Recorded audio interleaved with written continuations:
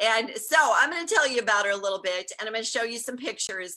And then after Lily is done sharing with you, but I want you to put your takeaways in the comments, of course, in the chat, because we want to see all of them. And thank you for all the sales directors that are on, because we appreciate the fact that you're joining in via our group page instead of being on our Zoom.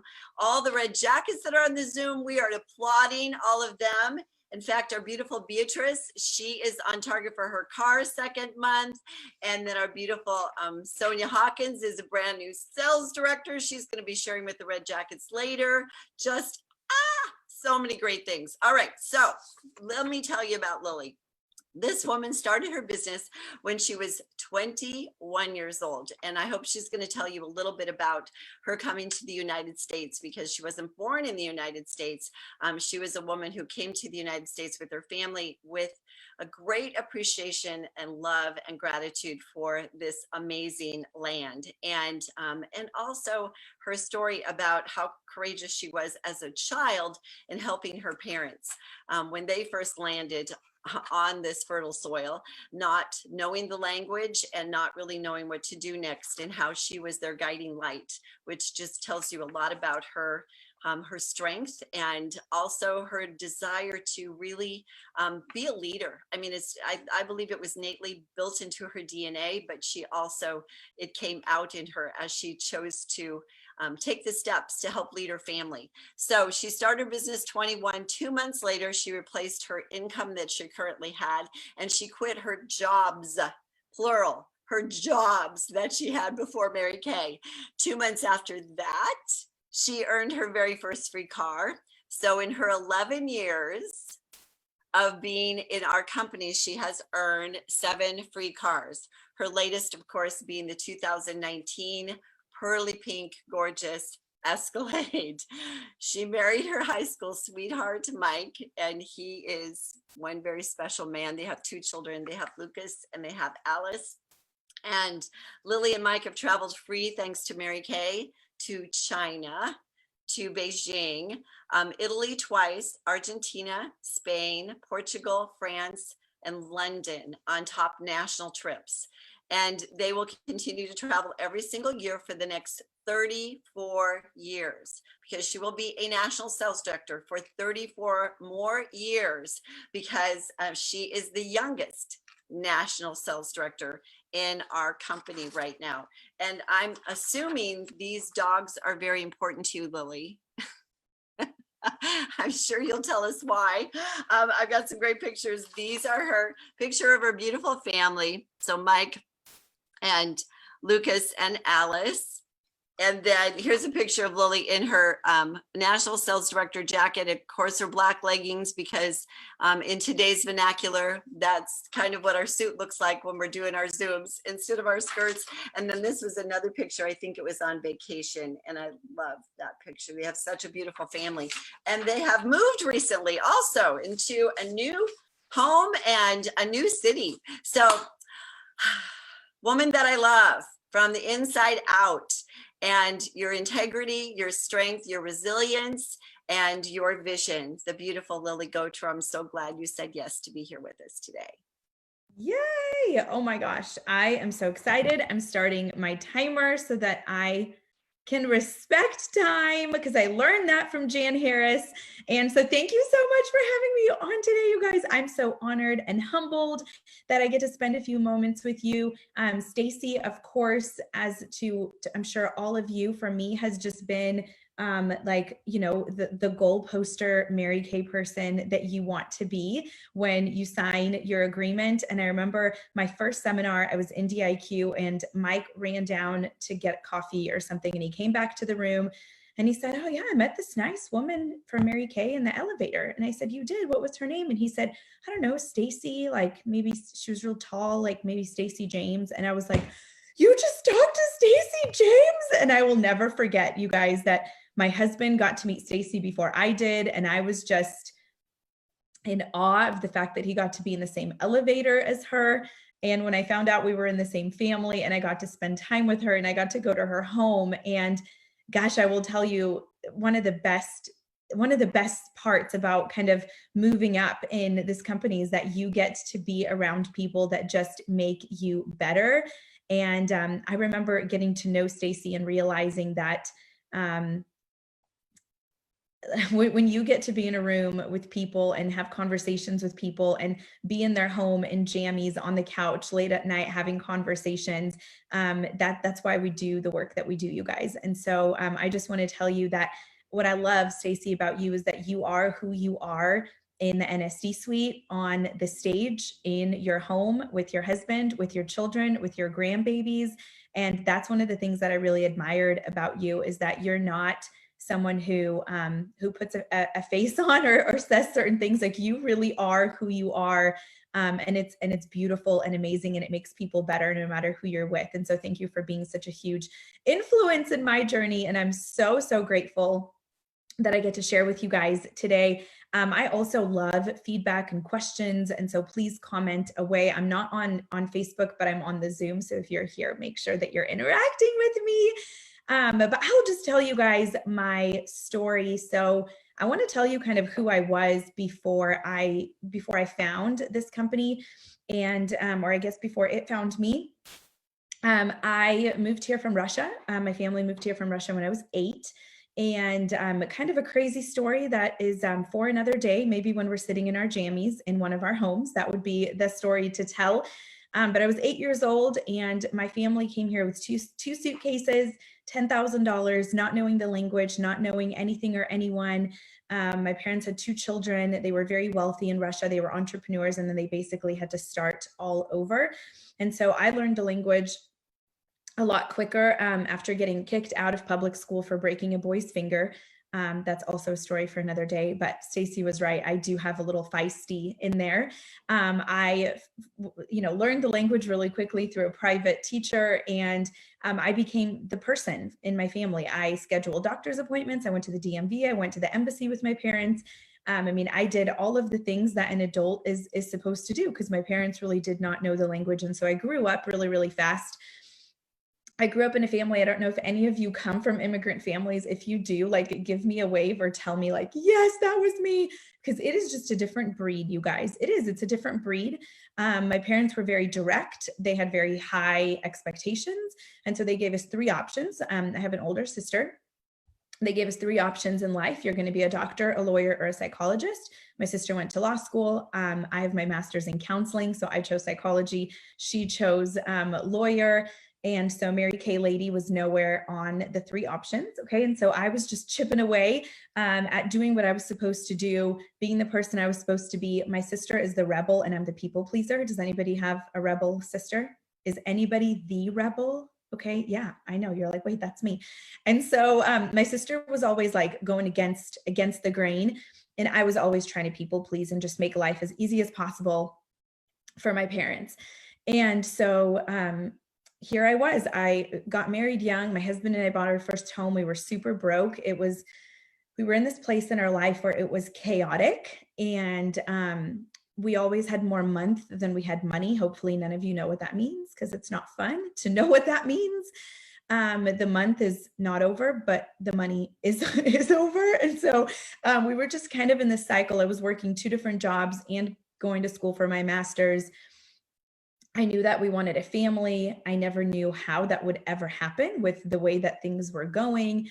It was very much like a rinse and repeat. Wake up every single day, smile at people you don't really know or care about all day, come home. The people you do care about got the worst side of you because you're just done and you're over it.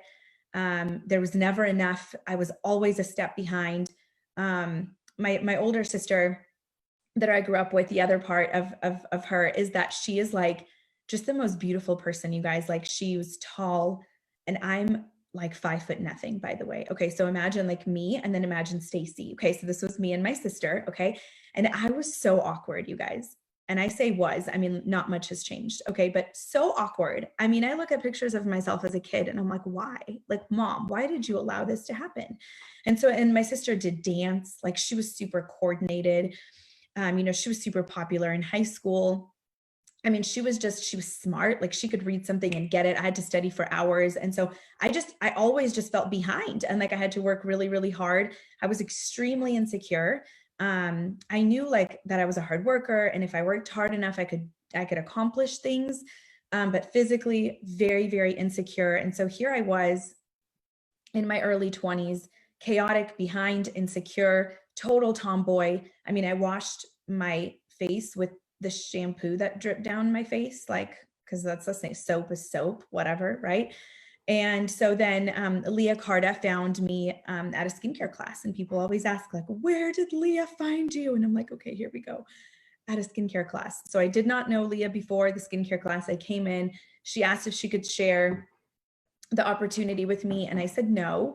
So she gave me a recruiting packet, bribed me with something, and said, you know, I know you're not interested. Can I just tell you about what I do? And I said, sure, as long as you know that I'm not interested. I was not kind. I was not smiley. I did not give off an energy of like, she would be so great at this. So I honestly don't know what it is that she saw in me, but we sat down for coffee. And the recruiting packet that she gave me was beautiful. You guys, it had all this information in it and a CD in it and chocolates in it. And like any normal busy person who had no interest in doing Mary Kay, I took out the chocolate and ate it, threw the rest away, and moved on with my life. So when I sat down with her, she said, did you have a chance to go through the information I gave you? And I was like, no, but I really enjoyed the chocolate. So thank you for that. Okay. And so she tells me her story, and I'm going to tell you guys two things. Oh, my dad is calling. Hi, Dad. Two things that she said, you guys, that forever changed my life. The first one was, Lily, if your boss right now came up to you and said, if you just work an extra 2 to 3 hours a week, I'll give you $1,000 raise every month, what would you say? And at that time, feeling a step behind and always chaotic, you guys, I would have showered less. I would have slept less.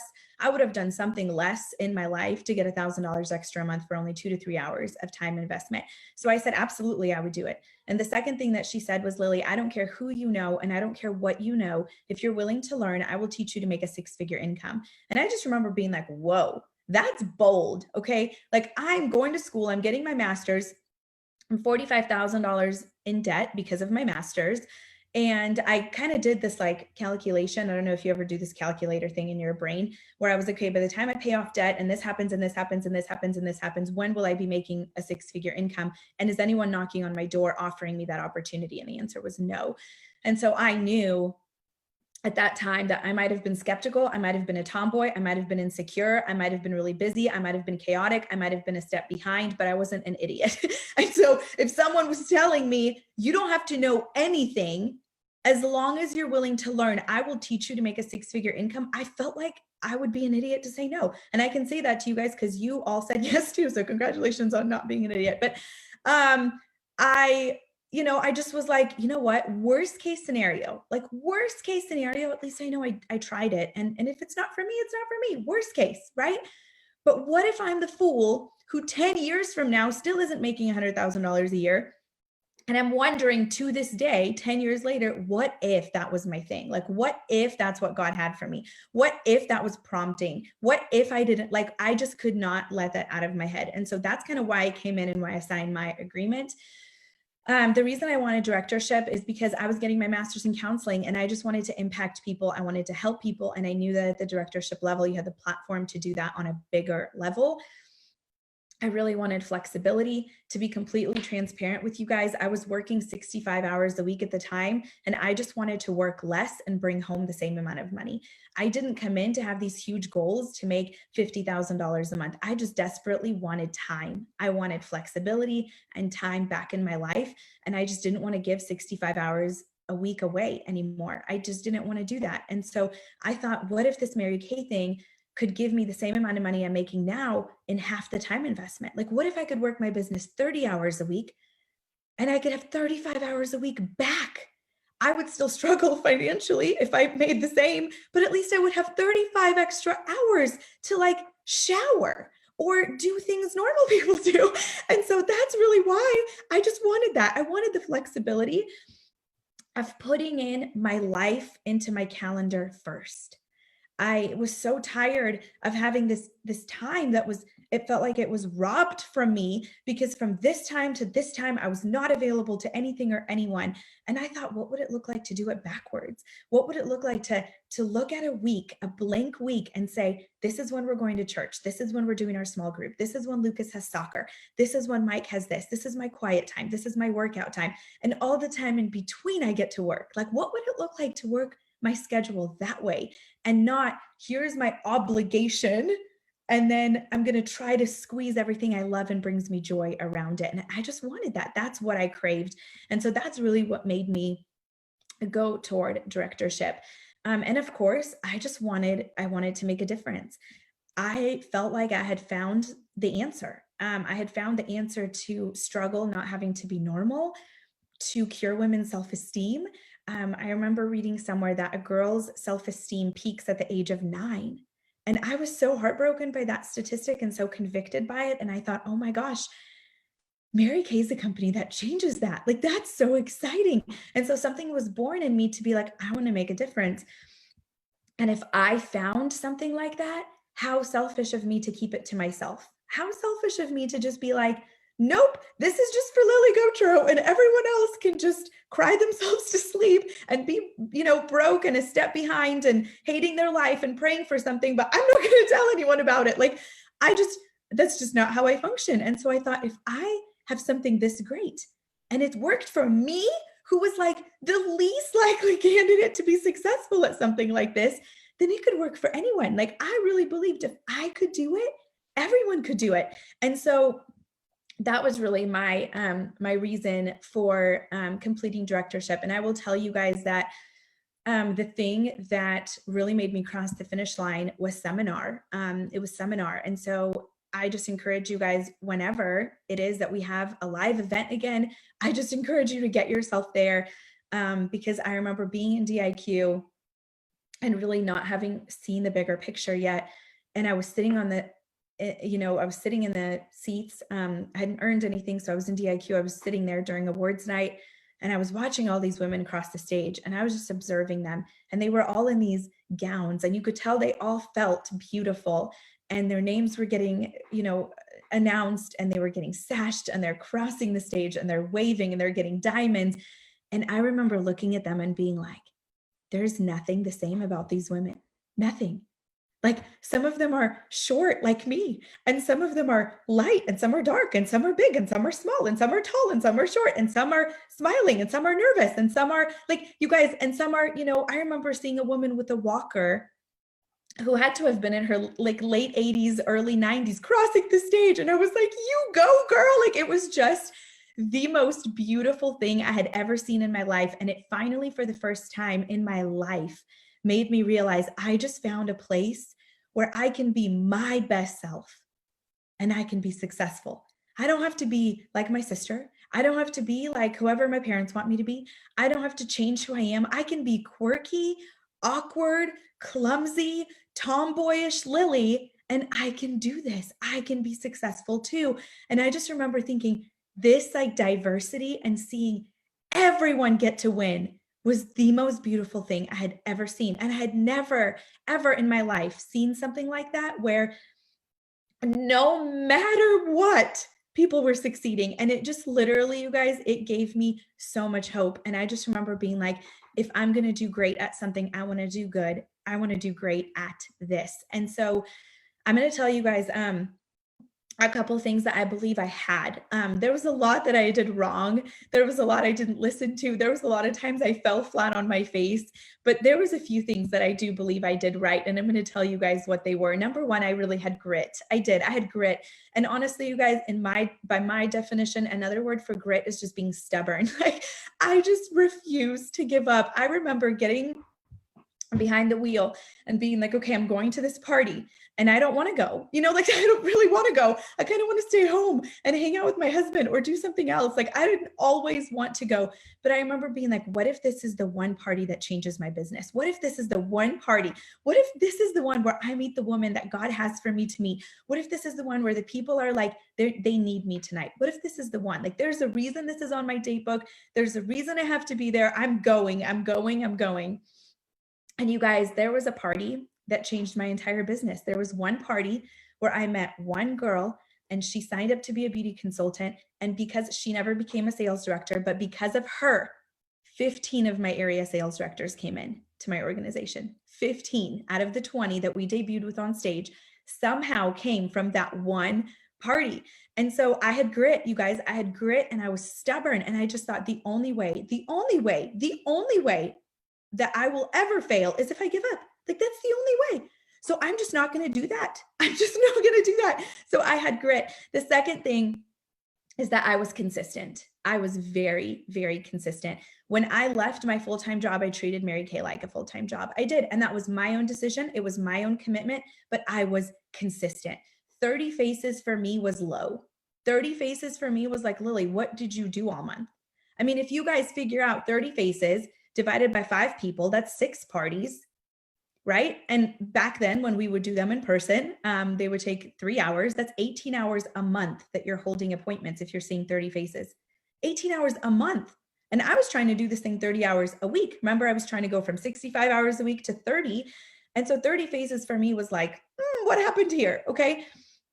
And so I was extremely consistent. I always attended my unit meeting. I remember Leah saying, you only miss a unit meeting if there's death or dilation. Okay. Those were the 2 reasons. And so I was always at my unit meetings. I was always at events. I remember my first seminar, you guys, I bought our plane tickets with our mortgage money, which like may not be, this is not me giving you advice. It was just me telling you what I did. Okay. But we figured it out, but I just knew, like, I knew I had to be there.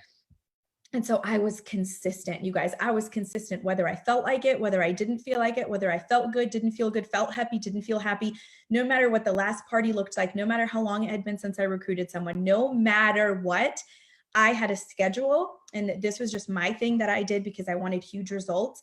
And I am very structure oriented.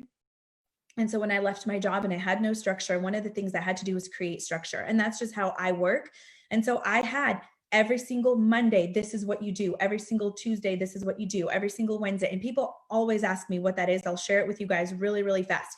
Monday was my lead day. It was like, who do I know? Who am I going to contact? Who do I reach out to? It was either generating leads, getting leads, names, referrals, organizing, all of those things. Okay.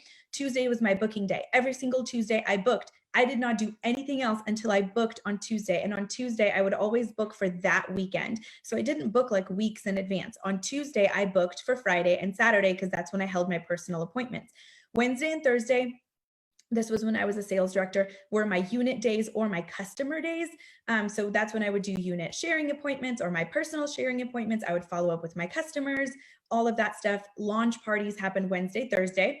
Friday evening, I would do a personal appointment. Saturday, I would do a personal power day. I would do 3 appointments, 10, 1, and 4. 10, 1, and 4. Okay, I'll never forget that. When I got real crazy, it would be 10, 1, 4, and 7, which, whoo, you guys, that one is a doozy. Okay. 10, 1, and 4 was my standard. And then Sunday was completely off, family day, Sabbath. Like I didn't do anything. And so that really was my schedule. That was my flow.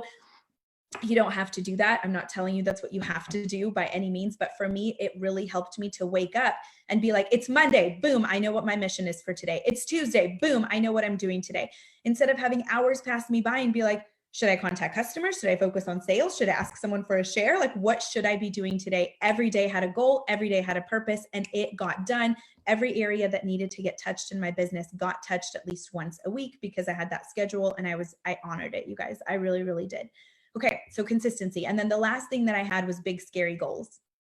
And I want to talk to you about this because it's so important. I had big, scary goals. Okay. And I do believe that big, scary goals are important, but they have to be backed by a big reason why they're important to you. Okay. You can't just be like, tomorrow I'm going to earn my pink Cadillac and it mean nothing to you. Like, you guys, I remember as a sales director, I drove home. And at this time we were doing, like about, let's say, I'm just going to throw out a number. Let's say $10,000 in production. Okay. We were doing about 10,000. And I remember driving home from a retreat and I had this, I don't know, it was this vision. I don't know, like I imagined, this didn't actually happen, but my son was 1 at the time. And I imagined myself looking down at him, and he was 5. I don't know why he was 5 in this vision, but he was, okay. He was 5. And I looked down at him and I said, Lucas, you are the reason I didn't do what I want to do with my life. And you are the reason I didn't reach my full potential. And so I'm driving back from retreat, sobbing and feeling like I'm the world's worst mom, because like, why am I saying this to my child? I'm not actually saying it, but in my head, I'm saying it. And I realized, you guys, that me personally, where I was not functioning at full capacity as a leader. And I realized that if I don't change something about that soon, I'm going to put that on my son subconsciously. And I don't want to do that. I don't want to do that. Like, the last thing that boy will ever think is that he was a hindrance to me in any way. And so my goal was 20,000. So to double what we've been doing. Okay. So imagine what you're doing now and double it. So it felt big. It felt scary. I didn't know where the numbers were going to come from, but I knew that I had to do it. I knew that I had to do it. And so I had a big, scary goal, but I had a big reason why I had to do it. I had to prove to myself that my son was never going to feel like a hindrance. And so because I had a big, big reason to do it, it happened. And so you guys, accountability increases productivity. And so when we're not accountable, like when we don't have a reason to do something and we just throw big goals out there that really don't mean anything to us, we won't do them. So if you've ever set a goal and it didn't happen, it's probably because the reason for that goal wasn't big enough. And so that's the last piece, is that I had big, scary goals. And just for me, you guys, I remember Stephen Furtick, I heard him say one time, don't drown in a kiddie pool. And I was just like, oh, snap. And you guys, the kiddie pool looks different for all of us. Like for some of you, you know, it's getting to your red jacket. For some of you, it's getting to directorship. For some of you, like, you decide, you know, where you're comfortable swimming, if that makes sense. But for me, I just knew at that point in my life, I was drowning in a kiddie pool. And I'm like, what am I doing? I'm not willing to do that anymore. And so after we did the 20,000, you guys, and we started building and momentum started building, I was on track to become a national sales director. I got invited to go to this event, and it was called Exclusively for Elites. And I wasn't sure why I got invited, to be honest, because I was just really working to help my senior, Leah Carta, become a national. So I was offspringing because I wanted to help her be a national. And I got invited to this event, and we walked in, and this is how you guys know I'm still awkward. Okay. This is my redeeming awkward story. Okay. So I walk into this event, and I don't really know why I'm there, but I'm like, well, they sent me the invitation. They can't take it back now. So I'm going to go. So I show up and I walk in, and they say, hey, Lily, you know, your name is up on that, whatever they're called, banner over there. Go ahead and write your date on this banner. And I was like, my date? Like what? Like today's date? Like I was so confused. And they said, no, you know, the date that your area is debuting. And I was like, my area? I was like, no, I'm sorry. I think you're confused. Like I was just helping Leah Carta become a national. And they're like, yeah, but you have 5 first line, 3 DIQs and 2 second line. Like you're more than halfway to being a national sales director. And I was like, what? Like I was so confused. I had no idea why I was even there. So I'm like, well, I got to come up with a date. Like I got to go figure this thing out. And so you guys, I was just consistent, and I had a reason that was bigger than me. I wanted this for my mama, Leah Carta, so bad. I was just like head down, blinders on. I knew how amazing this opportunity was, and I was just going forward. And so one of the things that I want to talk about, you guys, is priorities. And I think that a lot of times when we hear God first, family second, career third, in our minds, we justify that as to why we're not doing our best in our business. And I want to break that down for you guys. Paula Kirkpatrick was my speaker at my retreat this year. And she said, my business isn't a priority in my life, but working my business allows me to live out my priorities. And I had never heard it put in that way before. And I just thought, that's it. Sometimes you working your business allows you to put God first, to put your family first, to give more to your church, to have more time to serve, to, you know, do whatever you need to with your family, to provide what you need to for your family. And so I just beg you, do not believe for a second that you becoming your best, doing your best, being your best, working your business, bringing out the best in others is not glorifying the Lord or serving your family. Like, I just do not want you to fall into that trap. Because you guys, I am so family oriented. I love being with my family. There's nothing that I love more, but I also love having flexibility. I also love being able to provide for my family. I love that my kids have choices. I love that my kids get to watch me set a goal and hit it, and they believe that they can do anything too. I love that my kids get to watch me be at everything while providing an executive income. And so just don't fall into that lie, because you guys, I think it's just so important.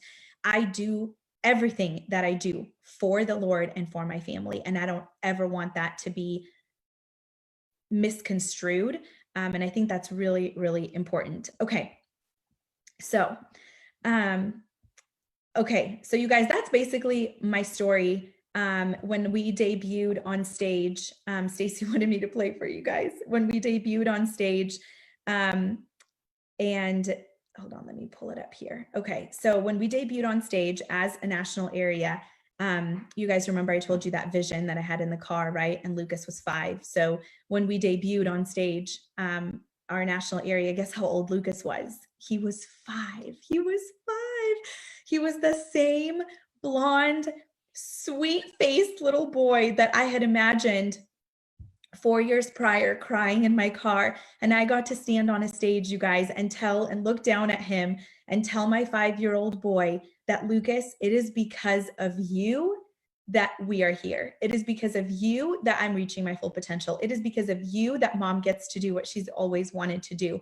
And so you guys, you get to write that story. Like, it's like a Goosebumps book, and it's like, turn to page 34 if you want to go left. You get to write that story. And I'm so grateful that God showed me the alternative 4 years prior, and then allowed me to rewrite the script so that that would not have been my story. And so when we finished, like officially finished, I was in Tennessee. We were in Nashville for leadership, and Lucas was at home. So he sent me this box when we finished, and Stacy wanted me to play it for you guys. Here we go. Mama, I am so excited to go to Disneyland in the States, and you are a national. Good job, you are a national. Good job, you are a national. I love you. Oh my gosh, so sweet, his little voice, you guys. Okay, so I know that was kind of my story. I believe, according to my timer, I still have a few minutes, Stacy. So I would love to just share with you guys things that in 2020 specifically have helped me. And I hope that this imprints on your guys' heart as well, because sometimes I think when you hear a story of someone building their business, 10 years ago or whatever, and you're like, yeah, Lily, but we're Red Jackets and we're consultants right now in 2020 when things are different and it's virtual and it doesn't look the same anymore. And so I want to tell you guys what things that have really helped me this year. So number one is asking yourself who you're anchored to. I think in 2020, it's really easy to be anchored to the wrong thing. I think it's really easy to be on social media. I think if you guys look at scrolling is up 70%. And do you guys want to know why on social media? Did you guys know that on Instagram, stories are more popular than the feed? Like, that's why people always post new post in their stories and you click on it. Do you guys know why people do that? Because stories are more popular. Do you want to know why stories are more popular? This is going to kill you guys. Okay, this is how lazy we've gotten. Stories are more popular because when you watch stories, you just tap, right, to the next story. But scrolling, you have to do this and it's more effort. So people watch stories more than they scroll. This is where we are. Okay, this is where we are in 2020. So social media tip, post in your stories. Okay, but really, you guys, the most important thing is, who are you anchored to in this season? I went through and unfollowed a ton of people on social media or just muted them. Did you guys know that there's a mute feature? It's beautiful. Okay, because I want my feed to be filled with positivity, you guys. I want it to be filled with people that are thriving in 2020. I want to know that there's hope, that there's joy, that God is good, that the sun is shining. Like, that's what I want to see. And I realized that in the current climate, it is very easy to get sucked into something completely different than that. And so ask yourself who you are anchored to. If you ever doubt yourself, if you ever doubt your relationships, if you are not feeling as energetic, if you're not sleeping as good, like, number one thing I ask myself is, where has my time been going? Who have I been talking to? And who am I anchored to? I remember in June, my husband and I were driving, and it was like so much stuff was happening politically and with the virus and just like so much ick. And I just looked at him and I said, I don't know what's true anymore. Like, I don't know when I read something, if it's true or if it's not true. I don't know what to believe. And I said, literally, the only thing that I know to be true right now is the Bible. Like, that's all I know. And so him and I we read the Bible, you guys. We started listening to it on audio on our road trip, and we read the Bible in 90 days. Like, every single day, we would just read and read and read and fill our minds with what we believe to be the truth. And so we had to anchor ourselves to something that was steady, that was sturdy, that we believed in, that wasn't changing, that was an anchor. It was a rock. And so, you guys, if you are at all like feeling off kilter, I would ask myself, who am I anchored to? Am I anchored to people that are thriving? Am I anchored to people that are speaking truth into me? Am I anchored into people that have joy? Am I anchored into people that have hope? And just anchor yourself to the right thing. Number 2 is, what are you feeding yourself right now? Okay, that's so important. What are you feeding yourself? And I mean this both metaphorically and for real. I remember reading this thing and it said, you can open up a bag of chips and eat the whole bag and your body won't realize that you're full. Like, the sensors in your brain won't go off that you're full because there's no nutritional value being given. So your brain literally doesn't recognize that you're consuming nutrition. So that's why you can consume so much junk food, is because the sensors in your brain that say, oh, hey, you're good, you've had a meal, don't go off because there's no nutrition in it. Versus when you eat something like really good for you, like a big, whatever, protein and greens and amazing things that come from the earth, like, you will never overeat kale. Like, you'll never do that because your brain says, oh, you've had enough. Like, you're full now, you can stop eating, right? And so, you guys, that's exactly how our minds are. So what are you feeding your mind? Have you ever gotten sucked in on social media, like on a rabbit hole, and 5 hours later, you're like, I know what kind of potato I am. And I know, and you're just like, and you do, I don't even, it's like a drug, and it's like never enough. And you're just like this, versus, you guys, when you're reading a book or you're reading the Bible or you're reading like good for you stuff, you feel satisfied. And so what are you feeding yourself right now? And that is crucial. It is crucial to guard your heart right now more than any other time. Guard your heart and your mind more than any other time. Number 3 is, what are your non-negotiables? What are your non-negotiables in your business and in your life, you guys? I work so well when I have a non-negotiable. When we first moved here, I know Stacy was saying we recently moved. When we first moved here, you guys, I had a non-negotiable to get a booking a day. That was my non-negotiable. And if I had a non-negotiable to get a booking a day, that meant I had to meet people. And so I had to go meet people so that I could get the booking, but it was my non-negotiable. Like, every day Mike would come home and he would be like, who did you book today? Who did you book today? And it was my non-negotiable. Set some non-negotiables for yourself, because if you don't have any non-negotiables, we're so good at letting ourselves off the hook.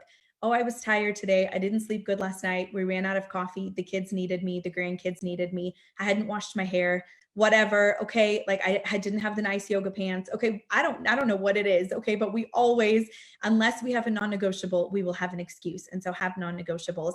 And the final one, you guys, is have a goal worth racing for. And I know I already covered this, but I beg you, as we're ending 2020 and going into 21, you have a goal that speaks to your soul, that feeds like the mission that God has put in your life, that the reason you're chasing the goal is because it matters more than the goal itself. It's what's behind it and what it's going to do and the significance of the goal.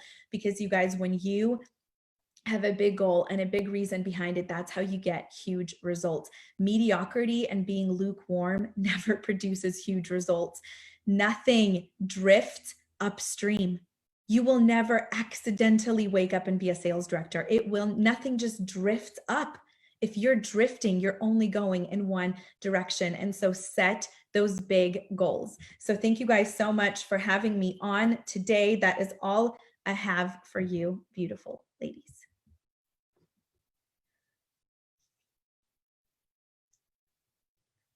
I had to unmute myself. Lily! Ah! Oh my gosh. Thank you. This was amazing. All right. So we have some of our red jackets on here that, of course, dynamic women that they are, that want to affirm you. So I'm going to be handing to some of them who are so very excited. Oh, Summer, would you want to just go ahead and take it from here? Thank you for being here today. I did not know about you, but you are beautiful. inside and out. Your words gave me goosebumps and made me teary-eyed. Your story's beautiful. Thank you. And Summer is brand new this last year in our area. Yes. So she really has not really known a whole lot of Mary Kay besides virtual. So that's always part of the interesting facet of how our business is evolving. And so all the stories are just feeding her heart so much and makes such a difference. We're proud of you, Summer. You've done such an amazing job. And then Christina, I think McDonough, Christina, yes. Okay. Lily, my gosh, your joy. We can feel it through the screen. Amazing. And I loved hearing your story. And when you broke everything down, you said you were consistent, and then you went through your Monday through Saturday and what you did. It was simple. It was just Monday, I did this. Tuesday, I did this. Not, Monday, I had this many customers, and then call this many people here, and then do this number of appointments, and I loved it. It was simple, and you will probably never know how much that has helped me. So thank you.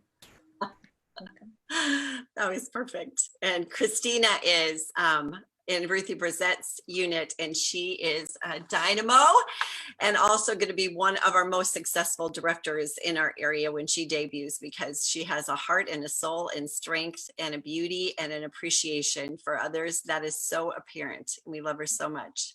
So Christina, thanks for sharing. And I have Kathy Barnes. I so enjoyed you. I am what was just said about what you do on Monday, Tuesday, Wednesday. I am retired. Been retired for 10 years, and I have so much time on my hands. This really helped me say, okay, now you need to do this. So thank you. You're awesome. I hope that I get to meet you someday in person. Oh, me too. Thank you so much. Thank you. I'm sure you will. I'm sure you will. It's wonderful how things like that happen. God just kind of connects us when we walk across the room, or we end up in an elevator together, right? And Kathy Barnes, we appreciate your wisdom and your steadfast, truly loyal, incredibly supportive, and you're just really warm heart that you constantly bring to the table for us. So thank you for being that woman for us, Kathy Barnes. And then we have the beautiful Amanda Willis. So Amanda. All right. I also wanted to say, thank you for the schedule, because I work full-time jobs. So now it's fun to have like a list of things that I can do to maybe squeeze into that one day that I have off. Like maybe at this time I can do the calls, things like that. So that was really great. And I love hearing that someone else is stubborn in Mary Kay too. So I'm glad to have a lot of grit with you too. Thank you so much. I love that. I love that. I do too. I love the comparison when you said that. Grit equals stubbornness. And Amanda, yes, well, you showed your grit, and it's continued to be shown, and you have made great strides and great progress, and we're all watching and cheering you on. And then we have Jackie Fulkrod. Okay, I want to say thank you so much, because Lily, you truly changed the perspective of working virtual. I watched your training that you did with Leah Carta about how you do Facebook parties, and just really pioneering how it is that we would work in this season of our business. And it did change my perspective, because I was a people person, and it was hard for me to understand or grasp the concept of working virtual through a screen. So I really appreciate the time and effort that you guys put into that. And then your training today was fantastic. So thank you so much. Thank you. Thank you so much. I'm so grateful. Good.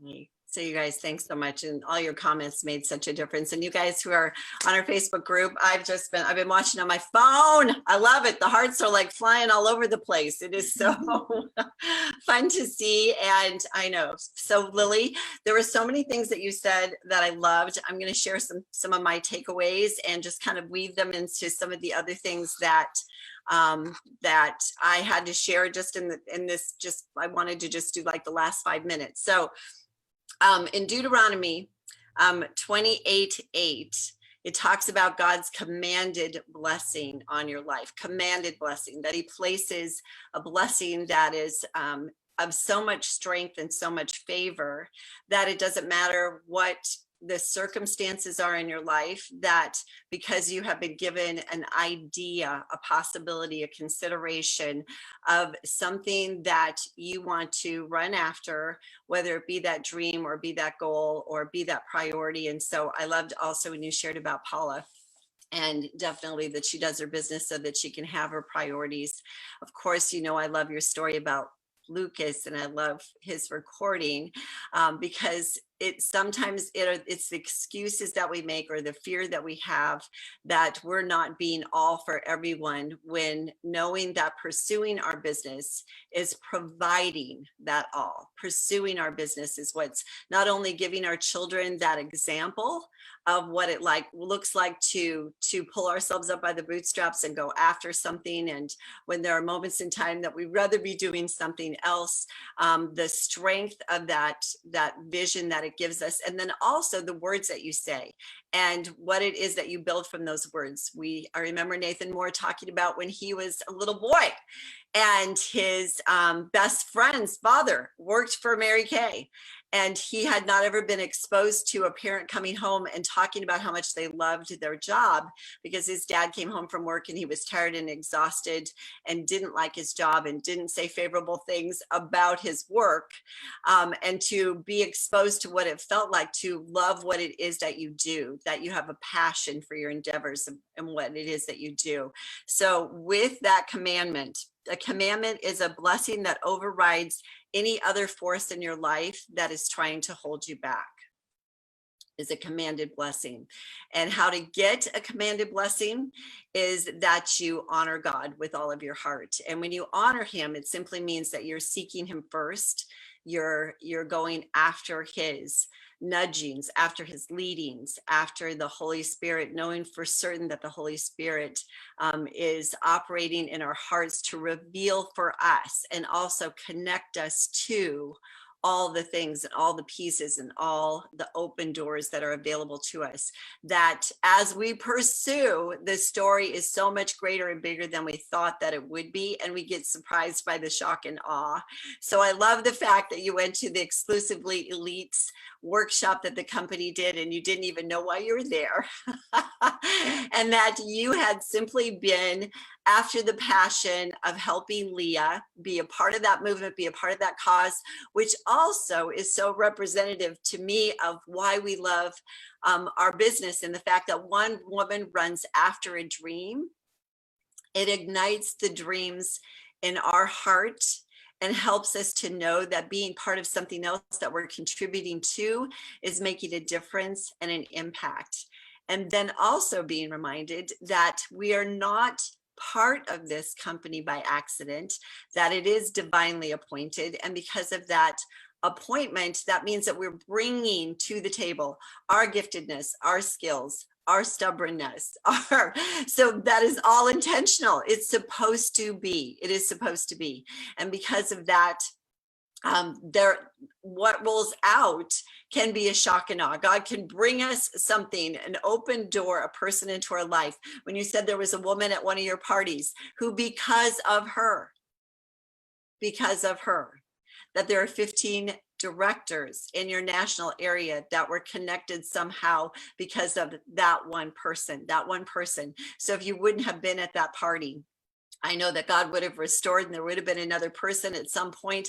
But when you know that it could be this party, it could be this woman, it could be this situation, that I can change their lives, I can redirect their paths, I can bring restoration to them, and they can be that person that's going to be the connector that brings all the puzzle pieces together. Because when we know when God has a plan, there's nothing that is you have to force. You get to be the rollout of that plan. And that's part of that commanded blessing. And so not only the meeting the woman who was the connector piece that all came together, the story that came to my mind as I was listening to you talk about that was the time where I was at Christmas time, actually Christmas time, when I was shopping and I was at Jay Bragg's and I was trying on shoes and Jeannie Navarcall walked in and I knew that I was supposed to talk to her. I knew that I was supposed to talk to her, but I didn't want to. Even though I was actually out running around to find women and to hand out my cards and to ask them to be models for me. But I saw her and she intimidated me and she was so confident. And so I walked out of that store and I walked down the mall and I walked into the Limited and I walked around the Limited to see if there was anybody there that I wanted to approach. And when I walked out of the Limited, here came Jeannie walking down the mall again. So it was like God said, I put her in front of you once, I'm going to put her in front of you again. And you just do not know what is going to happen as a result of you getting the courage to go up to that woman and offer her your card and ask her to be a model for your portfolio that you're working on. So I did. She was excited. She said yes, but because of Jeannie Navarcall, there are 20 directors in our national area. That wouldn't be in our national area if it wouldn't have been for Jeannie. So it is amazing how the pieces that we know for sure that open doors are connector pieces to so much more that's going to happen, and that he has control of that. We only have control of what is in front of us. You only had in control of being at that party, going to that party when you didn't want to. And the courageousness and the grit that causes us to move past a place where fear would leave us at can just bring about a rollout that that is only God inspired and God planned. So with all of that being said, and as we go into this week, of course, Christmas week, we go into this week and we know, yay, that there's so many great things going on. I have a couple promotions in place because we, every single one of the consultants in our area that goes up a rank. So if you're not a red jacket and you wrap up a red jacket and you become a red jacket by the end of the month of December, for those of you who are red jackets, and you reach team leader, or team leader and you reach executive team leader, or executive and you reach DIQ. All of your names will go into a drawing. So everybody who goes up another level, your names will go in a drawing at the end of December. I have these. I chose these actually for some of my NSD girlfriends. These are Bagley Mishka earrings. And they have rhinestones in them because you don't share things with your girlfriends unless they have rhinestones in them. So it's an extra pair, and we will be doing a drawing for those earrings. And then directors who have the most consultants in your unit that have at least one new business associate, the most consultants that have at least one new business associate. I found these pillows. This says laugh, because I thought if there's any word that you could have on a pillow, what a great word. And I found these pillows and I got them for some of my really, really, really close NSD girlfriends. And it was a foam pillow, and I'm not like a foam pillow girl. I'm a feather pillow girl. So I bought the pillows, I took them to my seamstress, and I had her restuff them with feathers. So they're feathers. So I have one left. I saved it. So it's going to be for the director who has the most consultants in her unit that have at least one more new business associate on their team. So there you go. Sonia's off and running already. I know she's got it going on because she has 2 red jackets that want to be team leaders, right? Yeah. Okay, so for all of you who are on a Facebook Live, I know you're going to have an extraordinary week. I know it's going to be a beautiful Christmas. I pray God's favor over you. I pray his blessings, his commanded blessings that are protecting your life, unleashing all the possibilities, that are placing people, that are rising you up above your circumstances, because there is nothing that can keep the grace of God, the goodness of God, the favor of God. One moment of his favor is worth a lifetime of labor. That when we know for sure his plan is for our victory, it's for abundance, it's for greatness, it is for prosperity, it's for all of those things. It's for us to have a greater life than the life that we currently have. To know for sure that he has set us up to be a part of this company because he wants us to be able to take advantage of what is in front of us. That it's not just the divine appointment, it's what we do with the divine appointment. That we were blessed with Lily Gauthreaux today, that she gave us her heart and she shared her story, and we learned the most magnificent lessons. That all of those things are purposeful, that we know that we take special things away because God wants us to hear the things that are necessary for us to hear, for us to know, so that we can continue to make progress.